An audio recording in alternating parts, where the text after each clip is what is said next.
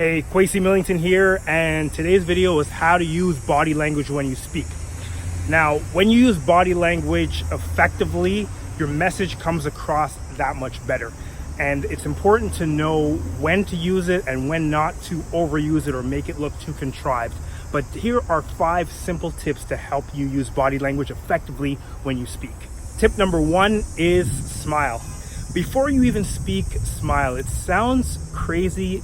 It's easy to smile when you're around friends, but when you get nervous and you get on stage, sometimes it's hard to smile and you're up at the front of the room and you deliver your message and you're not relaxed. Sometimes smiling helps you relax. You think, okay, I'm going to relax and then I'll smile. No, smile first and that will help you relax.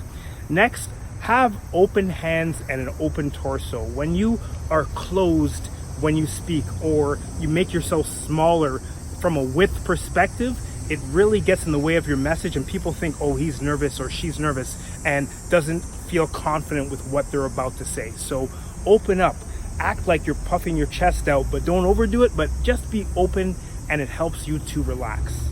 Next, eye contact. Make eye contact with the people in your audience. A trick I once learned from a speaking coach is look just above the eyes of the person that you're looking at. So sometimes we don't want to look right into the eyes of someone, but just above their eyes, just above their head, gives them the impression you're looking at their eyes. So make that simple move by looking at people when you speak. Do that in conversations as well, but especially when you speak.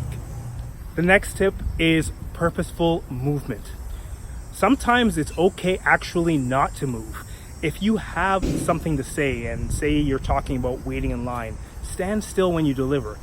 Ask yourself, is my movement adding to my speech? Does my story or does the speech that I'm giving require movement? A lot of times you'll see speakers pace back and forth and people call this dynamic, like, oh yeah, they're moving around and they're a great speaker. That doesn't always mean they're a good speaker. Sometimes people move and it's not purposeful movement. So make sure your movement has a reason. And finally, when it comes to movement, go out into your audience. There's something called a fourth wall. I think that's what it's called. It's in Hollywood, and it's when they break that fourth wall. It's a term, I believe, that means that they're actually talking to the audience as opposed to talking to the camera. Now, when it comes to the fourth wall and speaking, going out into your audience, you don't have to necessarily stand on stage. Maybe if you're in a contest or if you have certain rules, do that. But go out, meet people, shake their hands, talk to people, greet people by name, make that connection with people, and that helps you to look relaxed. Hey, Jim, you know what? I'm going to talk to you for a minute. Go over and talk to someone else as you're speaking. Make it a conversation with your audience as opposed to a speech where you're here and they're there. So use these 5 tips when it comes to body language. When you speak, you'll appear more relaxed and it will make your speech that much more effective.